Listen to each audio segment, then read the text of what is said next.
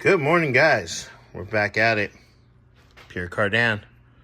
Let's get the rest of these the CV axle in, so we can get all this stuff back together. Brakes and all. Get the steering back on, get the cotter pins back in, and then we can start on the passenger side. Fun, fun, fun. Well, we got a CV axle in. All in. Got the upper control arm bolted back in place. I'm gonna get the tie rod bolted back in place. Cotter pin, and then I can get the rotor, the pads, and get the caliper all bolted back up. And that's it for this side. So then I can start on the other side, and then I can start. I'm gonna seal on the diff cover, get gear oil on it, double check all my stuff on the transmission, change out the front motor mounts, and we can put fluids in this bad girl. All right, guys. Well, I'll get you an update here in a few. Well, all done. Got cotter pin, castle nut on. This has Loctite on the bolts, slide bolts. Pads are in. It's got a cotter pin. I don't know if you'll be able to see. Oh, cotter pin there. So this side's all done, ready to go.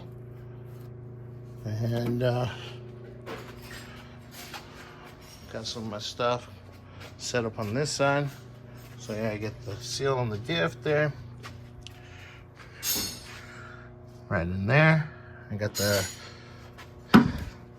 other piece of the axle that goes in the cleaner right now because it was dirty. So we'll get that out in a second. I'll get the seal in, get that in, bolt it back up. I got the hardware cleaned up. And we'll get the CV axle on this side and do the same process. Yay. Double check, make sure everything has cotter pins, which I didn't take this side out, so it's good. That's good.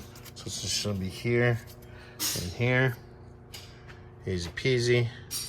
But we'll get this rolling. Guys, got the seal in on that side. Also got a new seal here. When the CV axle is sitting right here, keeps the dust out.